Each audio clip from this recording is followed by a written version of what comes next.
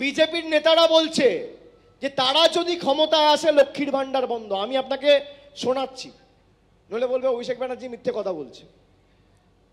আমি আপনাদের voice recording শোনাচ্ছি জনসভা থেকে। কুচবিহারের বিজেপির সভানেত্রী দীপা চক্রবর্তী তিনি প্রকাশ্যে সভা করে বলেছেন, কি বলেছেন শুনুন।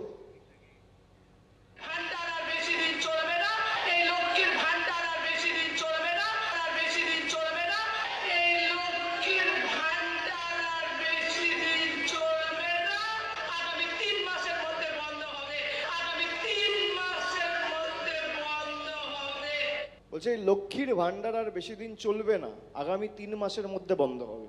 কে বলছে? বিজেপি নেত্রী, তার নাম হচ্ছে দীপা চক্রবর্তী। তিনি এই মন্তব্যটা করেছেন আজকে প্রায় 10 দিন হয়ে গেল।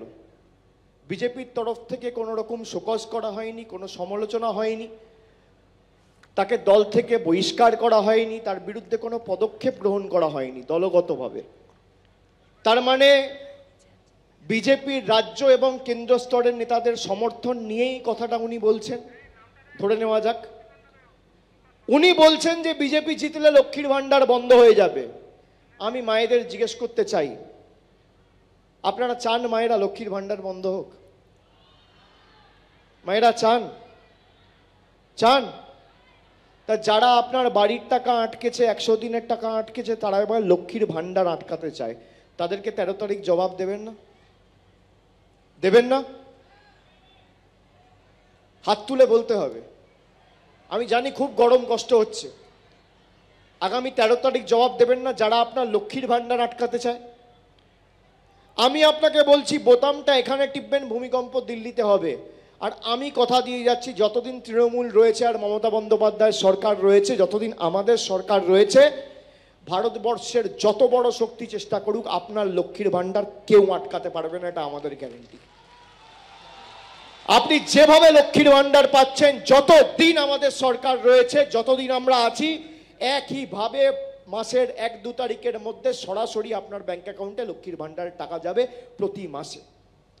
হাজার বাধা বিপত্তি প্রতিকূলতা আসুক, আপনার টাকা কেউ আটকাতে পারবে না। বিজেপি চেয়েছিল আপনার 100 দিনের টাকা আটকাতে। আমি নবজোয়ার করেছিলাম, এখান থেকে যাচ্ছিলাম, আপনাদের খালি বলেছিলাম যে নিজের অধিকারকে সামনে রেখে ভোট দিন। আমাকে কত দিদি বৌদি মায়েরা রাস্তায় যাওয়ার সময় দুধারে দাঁড়িয়ে আশীর্বাদ করার সময় উলুধ্বনি শঙ্খধ্বনি দিয়ে বরণ করছে।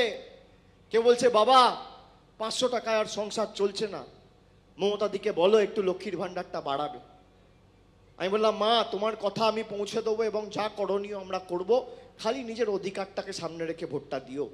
যাকে ইচ্ছা দাও, তোমার ঘর বাড়ি রাস্তা, লক্ষ্মীর ভান্ডার, কন্যাশ্রী, যুবশ্রী, স্বাস্থ্যসাথী, সবুজ সাথী সাইকেল, বিনামূল্যে রেশন, তোমার বিপদে আপদে দুঃখে যাকে তুমি পাশে পেয়েছো, তাকে সামনে রেখে নিজের অধিকারটা সামনে রেখে দাও, তুমি যা চাইছো সব বাস্তবায়িত হবে।